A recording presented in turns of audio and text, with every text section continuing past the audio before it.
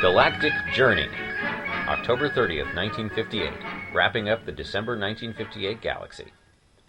On a walk down the block on a warm autumn afternoon, I finished the rest of the December 1958 galaxy.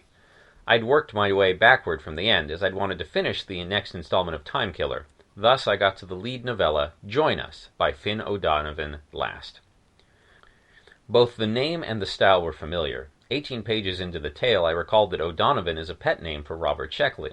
It is obvious from the writing style that it's a Sheckley story, and given that Time Killer is being serialized in the same issue, I'm not surprised Galaxy used a pseudonym.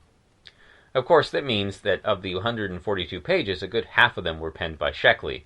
Galaxy is becoming Satellite, a bi-monthly magazine which features a full-length, though short novel, plus a short story or two.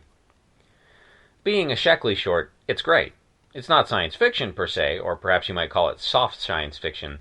This is the kind of stuff Galaxy pioneered and Sheckley excels at.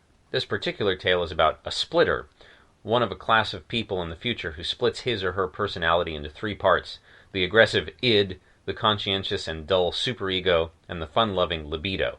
The superego remains in its own body, while the other two parts are put into super-realistic androids. Traditionally, the polite superego stays on overcrowded Earth, while the libido heads to Mars, which is mostly a fleshpot and tourist resort. The tough id heads out to Venus, a wide-open jungle frontier. Sheckley's tale follows superego-bearing Crompton as he travels to Mars and Venus, desperate to reunite with his other parts. I think my favorite parts of the story involve Crompton's libido-bearer, Loomis, and his speeches justifying his hedonistic lifestyle, by which he makes fine money as a gigolo and escort. There's compelling satire here. Today, everything is biased toward the poor, as though there were some special virtue in improvidence. Yet the rich have their needs and necessities, too. These needs are unlike the needs of the poor, but no less urgent. The poor require food, shelter, medical attention. The government provides these admirably.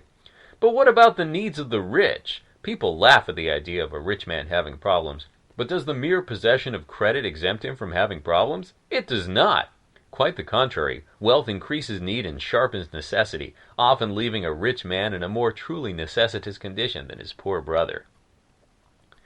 To the question, why doesn't the rich man give up his wealth, Loomis replies, why doesn't a poor man give up his poverty? No, it can't be done. We must accept the conditions that life has imposed on us. The burden of the rich is heavy. Still, they must bear it and seek aid where they can.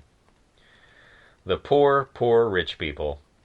Also amusing is Loomis's justifications for engaging in adultery. Blah.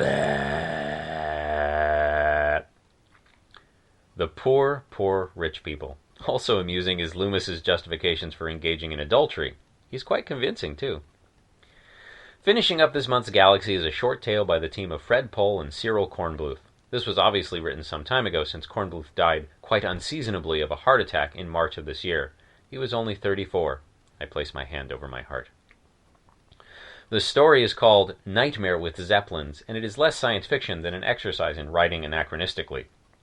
Specifically, it's a tale told by someone living during the Great War, reminiscing about his travels in Africa in 1864.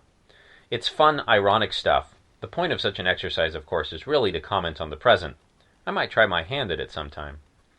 Next, the December 1958 F and SF.